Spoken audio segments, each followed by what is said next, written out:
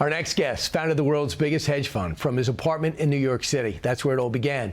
In 2008, he sounded the alarm about the impending financial crisis, and now he's warning about something even more important. He's the author of the brand new book, How Countries Go Broke, The Big Cycle, and Bridgewater Associates founder Ray Dalio joins us now. Ray, great to see you. Congratulations on the book. Thank you. It really relates now how countries go broke because everyone should be concerned about the deficit. That alarms you. Why?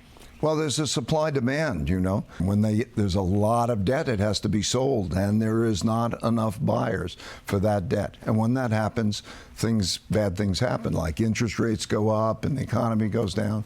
So it's you got to get that down to about 3% of GDP. What is it now? It's six and a half. And where are we at right now? We know we have this bill working through Congress. The president wants to get it done by July 4th. It keeps the tax cuts in place, gives things like no taxes on tips, gives breaks to people paying Social Security, also funds defense up to $1 trillion. But some say it will add $2.5 trillion to the debt.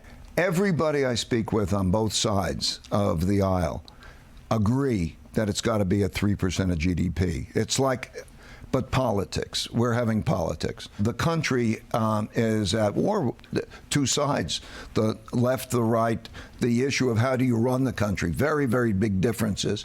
And that is a difficult thing in our democracy because everybody's arguing and politics is standing in the way of making good decisions. And the idea of compromise, you know, that's out. I don't think anybody doubts that we need a renovation in the country. The question is how. They're fighting over what that renovation looks like. But if you look at our greatest competitor economically and militarily, it's China. Yeah. And I'm looking at reports the last 24 hours that they're telling their government to tighten their belts. And we hear about factories shutting down, people not getting paid, a younger generation not working at all. But on the other hand, they're also making technology and improving at a fast rate. So you cannot take China and think that they are not going to be a force for the foreseeable future. They're not folding, okay? We both have our challenges, and there's going to be a big conflict. That's the nature of the beast. Do you see merit in the president trying to restructure trade relationships with the major powers, from the EU to China to the smaller ones like Vietnam? Do you see merit in it? It's got to happen. It's got to happen for a couple of reasons. First of all, it's one of the reasons we're also getting into a lot of debt, but partially it could also contribute to tax revenues. But also, these imbalances are not sustainable.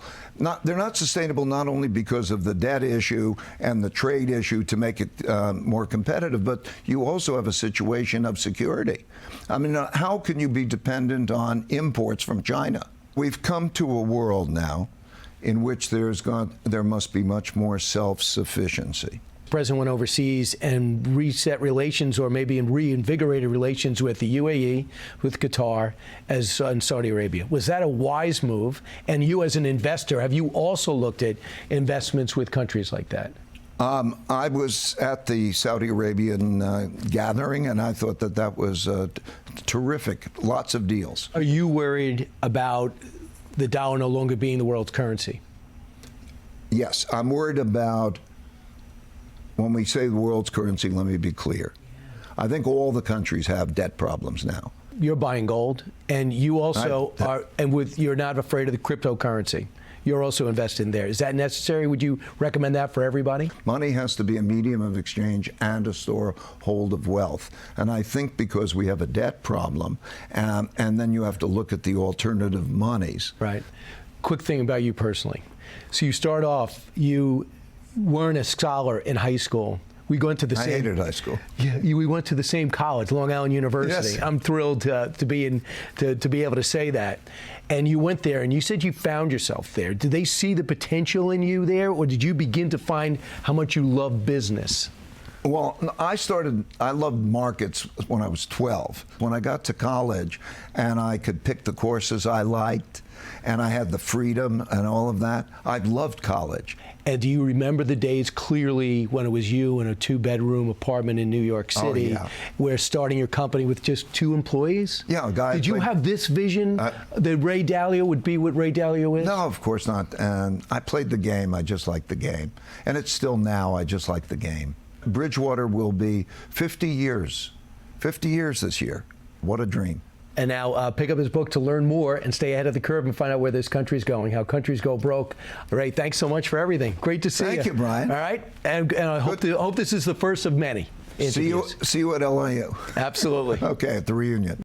I'm Steve Doocy. I'm Brian Kilmeade. And I'm Ainsley Earhart. And click here to subscribe to the Fox News YouTube page to catch our hottest interviews and most compelling analysis.